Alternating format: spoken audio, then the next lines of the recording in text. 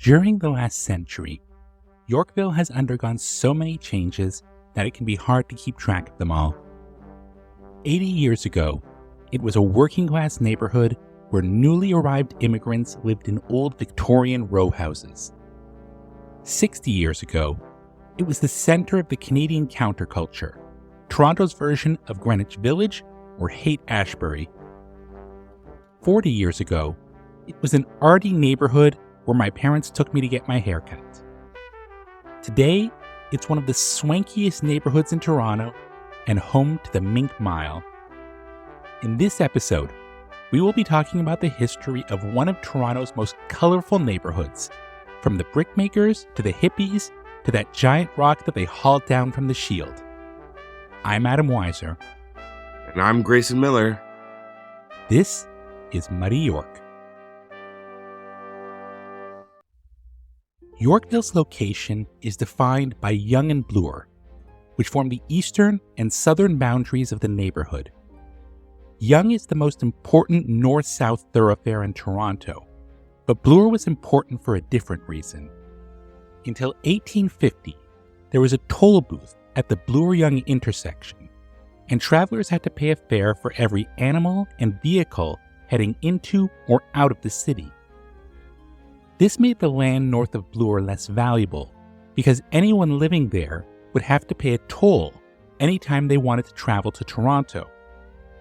Two local notables saw this as a business opportunity, and both of them have familiar names, Joseph Bloor and William Jarvis. There are two things to note about Joseph Bloor. One, his last name actually ended with an E.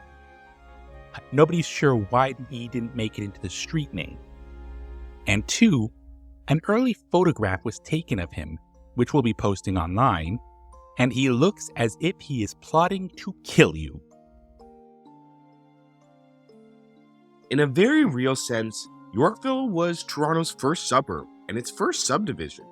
Some suggested names were Bloorville, Rosedale, and Cumberland, but Yorkville won out, probably because Toronto just discarded the name York in 1834.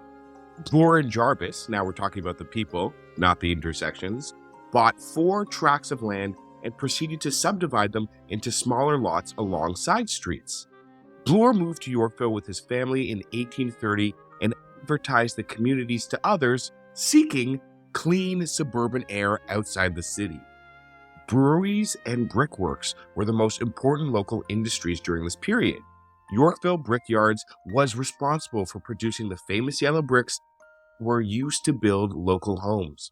You can still see them today in some of the older buildings like Yorkville Fire Hall. The political and social center of this community was the Red Lion Inn on the east side of Yonge, just north of Bloor.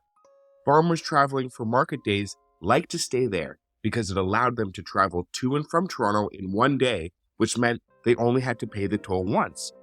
It also had a ballroom, and we're using that word loosely. The ballroom was used to host local dances and events. Its most important moment was in 1832, when it was the site of the vote that re-elected William Lyon Mackenzie to Parliament after he had been expelled for insulting the members of the family compound. After the polls closed, a procession carried Victorious Mackenzie from the Red Lion to his home in Toronto. 1853. Yorkville was officially established as an independent village. Writing about the event, the Globe demonstrated that Toronto has always been the center of the universe, saying that as the city grew, quote, Yorkville would then of course be swallowed up. But in the meantime, we presume that, by way of apprenticeship to the higher and graver duties of citizens of Toronto, the people of Yorkville may be allowed to become villagers. You needed 1,000 people to become a village, and there were rumors that some of the names on the list of inhabitants may have come from a nearby cemetery. Potter's Field, officially the Strangers' Burying Ground, was located northwest of Bloor and Yonge. It was the first Toronto cemetery that wasn't tied to a particular faith. That's why it was the Strangers' Burying Ground. As the population of Yorkville and Toronto grew, the cemetery would be closed and the land would be resold once all the people buried there had been relocated. If you go to Mount Pleasant Cemetery or the necropolis, you can find some of the graves that were relocated, as well as a mound containing the bones of 3,000 people who couldn't be identified. In 1861, the Toronto Street Railway would be established by a Yorkville resident, and the very first streetcar line ran from Yorkville Town Hall to St. Lawrence Market. Remember, these were horse-drawn streetcars. By the 1880s, Yorkville's population had grown to 5,000, and the village didn't have enough money to build the infrastructure needed for all of these people. As a result, in 1883, Yorkville fulfilled the Globe's prediction and became the first village to join Toronto. The character of the neighborhood, with its Victorian-style homes and residential streets, didn't change, but joining Toronto did improve municipal services. The Yorkville Fire Hall, one of the oldest in the city, was rebuilt in 1889, and the ornate Yorkville Public Library opened in 1907, built with a grant from steel magnate Andrew Carnegie. In 1923, the Hebrew Maternity and Convalescent Hospital was established on Yorkville Avenue. A year later, it would change its name to Mount Sinai Hospital. All 33 Jewish doctors in Toronto would volunteer some of their time at the hospital. 30 years later, it would move to its current location on University, but the original building is still there. Over the next 50 years, Yorkville would become a fully urbanized neighborhood, but it wasn't an especially nice one. As the houses built during Victorian times deteriorated, Yorkville became something of a slum. According to one woman who grew up there during the 1950s, it was scuzzy. Middle-class people kind of left. Then it was mostly working class and immigrants and the artistic community. That began to change in 1947 when a woman named Mary Millichamp took over an old house and converted it into a fashionable and expensive restaurant. This began Yorkville's association with what people used to call the carriage trade. Basically, rich people paying a whole lot of money for culture. Within a decade, interior designers, dressmakers, jewelry shops, photographers, art galleries, antique dealers, and hair salons had moved into the neighborhood where they remain to this day. In 1945, there had been 7 businesses located in Yorkville. By 1961, there were 53. At the same time, less than a third of people living on Cumberland Avenue in 1956 were still there 5 years later. This economic boom was accelerated by the construction of the Bloor subway that began in the 1950s. As part of this construction, a row of old houses on the south side of Cumberland had to be knocked down. Locals wanted to replace them with a park, but the city built a parking lot in its place. Years later, Joni Mitchell would write about this incident when she said, "They paid paradise to put up a parking lot. Don't it always seem to go that you don't know what you got till it's gone." Great song. So that explains where the culture came from. But what about the counterculture? Well, it came from Gerrard. Where else? During the 50s, Gerrard Street between Bay and University had developed an avant-garde jazz, art, and poetry scene, centered on coffee houses opened by European emigres. In a time when you can find a Starbucks or Second Cup on every street corner, it's easy to forget that coffee houses were considered exotic back in the 50s.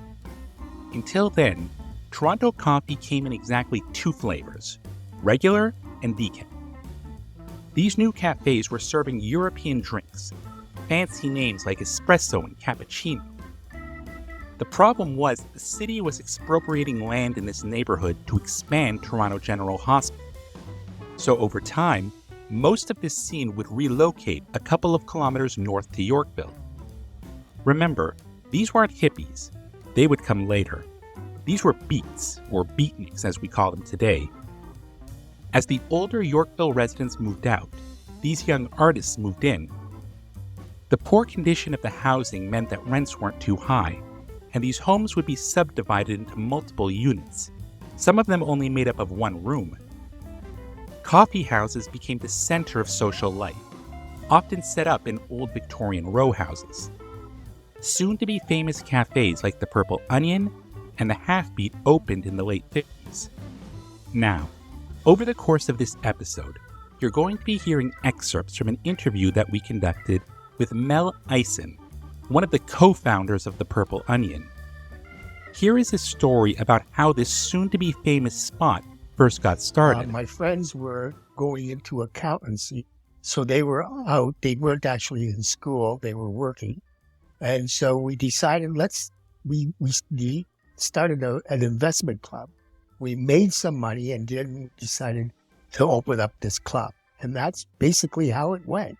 Really didn't know what we were doing or how big a deal it was at the time, but we were excited about getting it started. And we were very fortunate that it became as popular as it did.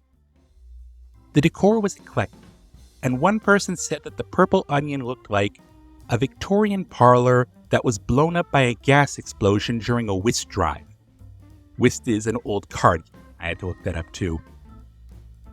It was also one of the first cafes to give folk singers or jazz poets a chance to perform. Other coffee houses followed suit and began hiring performers to attract customers. Pretty soon the performers became the primary attraction. Here's Melly. These young people were looking for a job. They were looking for a place where they could eat, not only to get paid.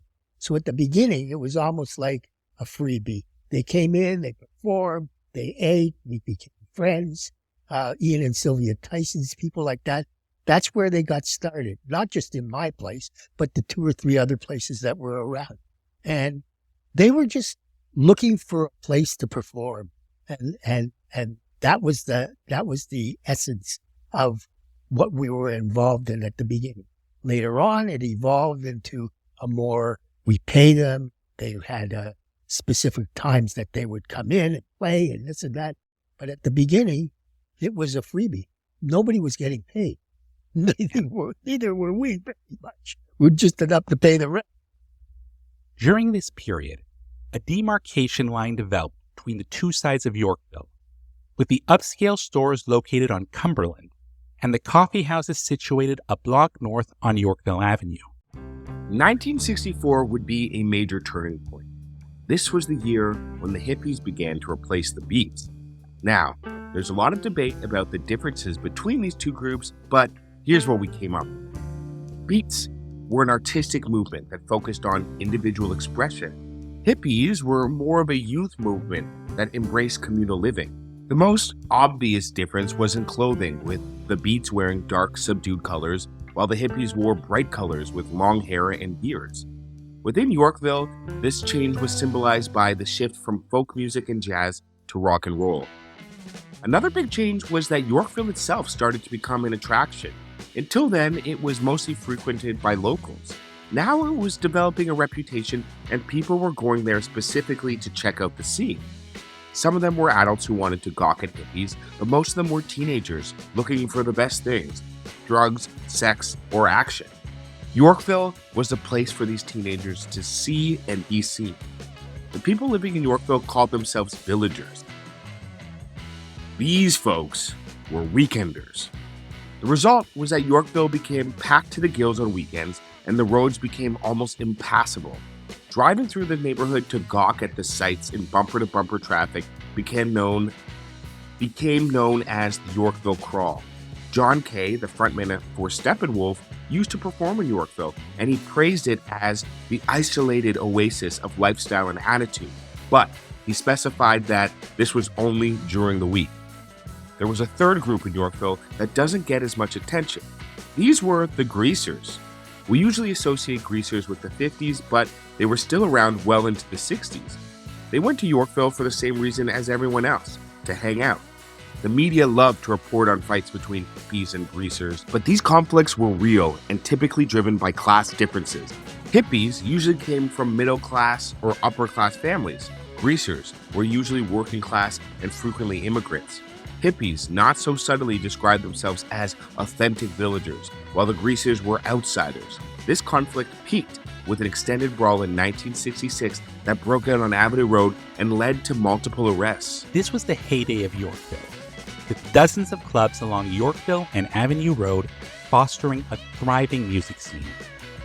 Originally, we were planning to include a long digression here about the Yorkville music scene, but there was so much material that we decided that it deserved its own episode. So, our very next show will be about the Yorkville music scene.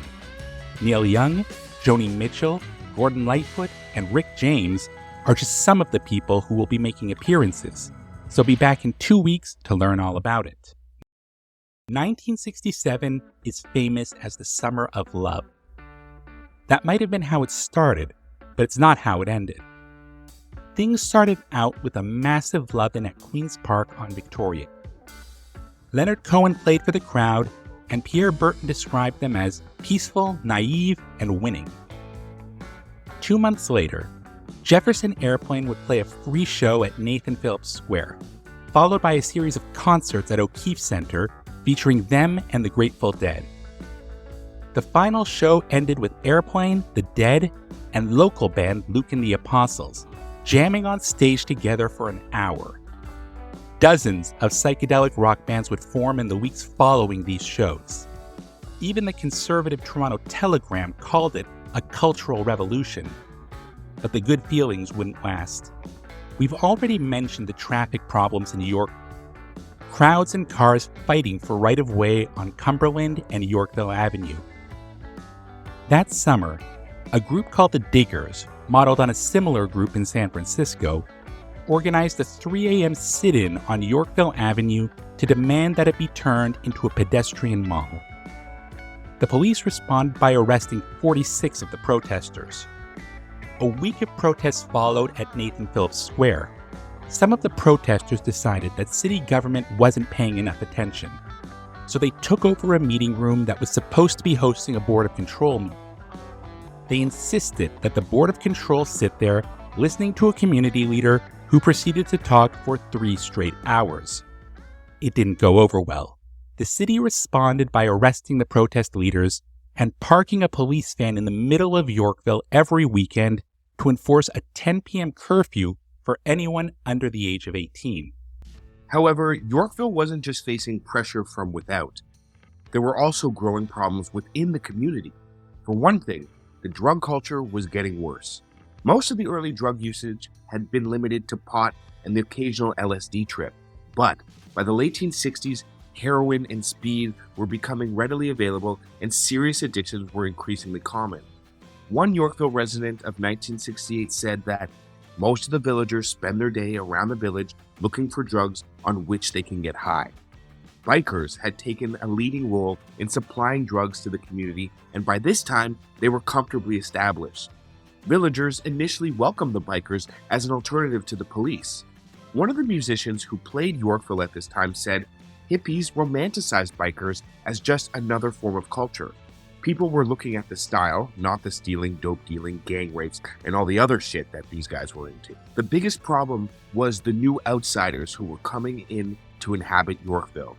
The original hippies had largely been middle class. To some extent, they had been play acting at poverty. The new arrivals were genuinely destitute.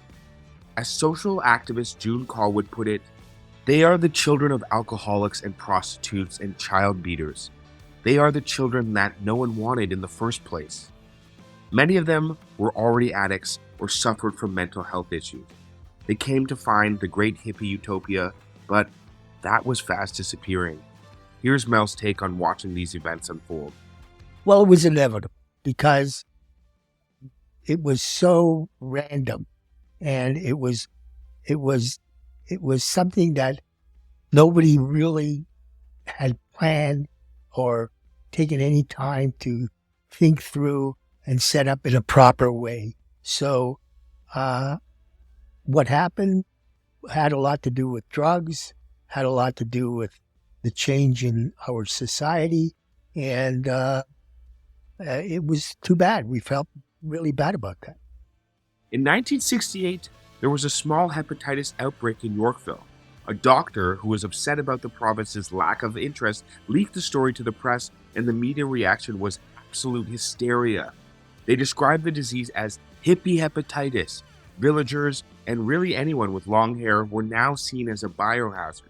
The outbreak led to a mass exodus from the community, driving many of the clubs and cafes out of business, just like during COVID.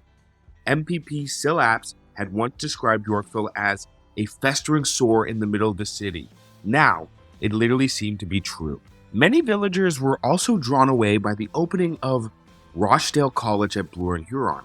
Rochdale was meant to be an experiment in counterculture learning, all while offering a freewheeling social structure to contrast with the stuffy conventionalism of the outside world. But by the time it closed in 1975, it had gained a different reputation. A reputation as a drug distribution epicenter ridden with bike gangs and squatters. As all of this was happening, there was one piece of good news. 1968 saw the opening of the very first Mr. Sub on Yorkville Avenue, under the more formal name of Mr. Submarine.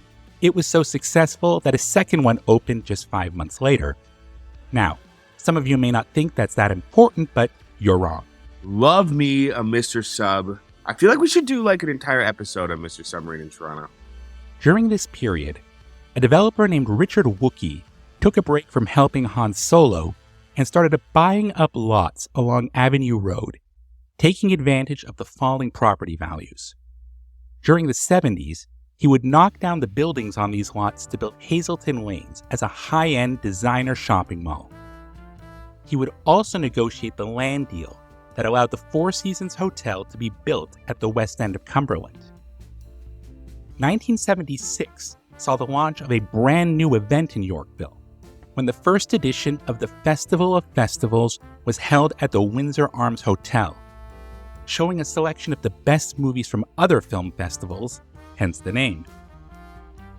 In 1994, the Festival of Festivals would become the Toronto International Film Festival, or TIFF as we all know it today. During the 80s, the Bloor-Yorkville area began attracting more expensive brands like Holt Renfrew and high-end boutiques to replace some of the older businesses. Condo tower construction also began during this period, although the recession of the early 90s would slow the pace of construction. As a personal memory, the guy who used to cut my hair worked on Cumberland, and from his window you could see a building on Bloor where the north side had been demolished, but the south side was still standing. Notably, you could see the remains of a washroom that was now exposed to the elements. Today, that land must be worth hundreds of millions of dollars. But this building sat there only half demolished for years, until the economy finally recovered and somebody came up with the money to tear it all down and build something to replace it. In 1994, the parking lot that had inspired Joni Mitchell was torn down and replaced with the Village of Yorkville Park. This park has won all sorts of landscaping awards, but its most famous feature is the rock. I used to call it the Big Giant Rock. It's a 650-ton piece of granite from the Canadian Shield. The rock was too heavy to carry in one piece, so they cut it in 20 and then glued it back together on site. This always kind of struck me as a strange thing to do, but it's become a local landmark, and I remember as a kid climbing on it with my brother, so it's something that has got lots of meaning to me. The last trace of Yorkville's bohemian past bit the dust in 2014 when the coffee mill closed. It was the last of the 60s coffee houses that had catered to Yorkville in its heyday. Today, Yorkville is one of the richest neighborhoods in Toronto with an average income of over $130,000.